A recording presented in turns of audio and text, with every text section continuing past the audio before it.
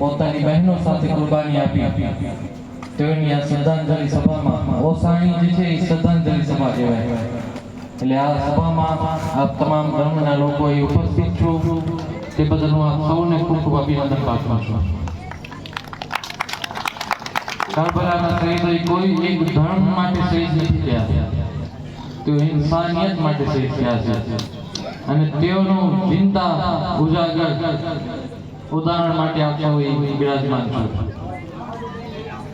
રામચરિત માનસના રચિતા સંત તુલસીદાસજી આપ પોતાની રામચરિત માનસમાં ફરમાવો છો કે જ્યારે મને શાંતિ અને એકાંતની જરૂર પડે છે ત્યારે હું એકાંતમાં ઇમામ હુસૈનની શહાદતને યાદ કરું છું.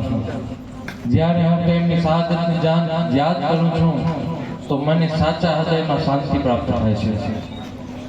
અને તેઓએ જ ફરમાવ્યું છે કે પર્વત પથ્થર જાગીએ पर स्त्री मात समान, इतना करते प्रभु न मिले तो तुलसीदास रमान. ये पैगाम इमाम हुसैन अलैहिस्सलाम ने करबलाની જમીનથી તમામ ઇન્સાનિયત માટે આપ્યું છે. અને આપણે સૌ જાણીએ છીએ કે મોહરમનો તહેવાર જેની યાદમાં ભારત વર્ષમાં આખા ભારતભરમાં તાજિયાઓના જુલુસો નીકળે છે. એમાં હું સમજુ છું કે મુસ્લિમોથી વધારે હિન્દુ સમાજની આસ્થાઓ અને શ્રદ્ધાઓ જોડાયેલી છે. દેશના પ્રધાનમંત્રી નરેન્દ્રભાઈ મોદી પણ એક પ્રવચનમાં મેં સાંભળેલું છે કે તેઓ પણ જ્યારે ગુજરાતમાં રહેતા હતા પોતાના માતુશ્રીને ત્યાં, તો જ્યારે તેમના ગામમાં તાજિયાના જુલુસ નીકળતા તો આપ પણ તાજિયાના નીચેથી પસાર થતા હતા. એ આ દેશની કોમી એકતા અને ભાઈચારાની છે.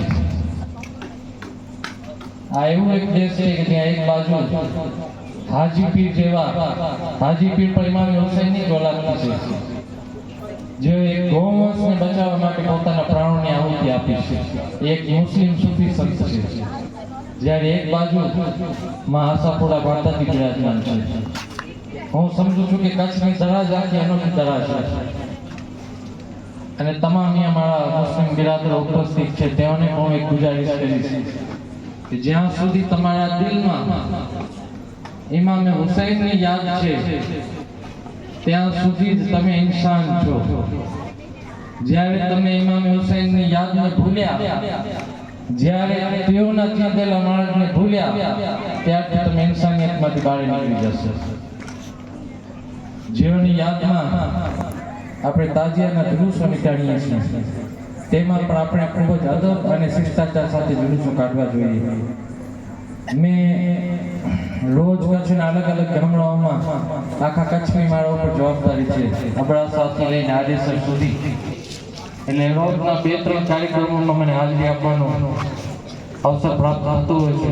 પરંતુ અહીંયાની જે શિષ્ટાચાર, ગુંદાલા ગામની જે એકતા, અહીંયા બહેનોને બેસવાની રીત, અહીંયા જેવી રીતે યુવાનો વાત સાંભળી રહ્યા છે, જેવી રીતે અહીંયા ઓસાણીનો પ્રોગ્રામ થાય છે, મેં આજ દિવસ સુધી આવો માહોલ કચ્છમાં નથી જોયો. એટલે ખૂબ જ આપ સૌ અભિનંદનના પાત્ર છો. અને હું ઇમામે હુસૈનની જ ઓલાદ છું, ઇમામે હુસૈનના મોટા ભાઈ ઇમામે હસનની. એટલે તેઓના વંશજ તરીકે આપ સૌ માટે દુઆ કરું છું કે પરવરદિગાર આપને હંમેશા સલામત રાખે, હંમેશા આપને ખુશહાલીમાં રાખે, આપ સૌને પોતાના પરિવારમાં અમન, ચેન અને સુકૂનના સાથે રાખે. તમામ જેટલા પણ અહીં મુસ્લિમ બિરાદરો ઉપસ્થિત છે તેઓને હું એક ગુજારિશ કરીશ કે જ્યાં સુધી તમે જિંદા છો, જ્યાં સુધી પરવરદિગારે તમને આયુષ્ય આપ્યું છે, ત્યાં સુધી આ તાજિયા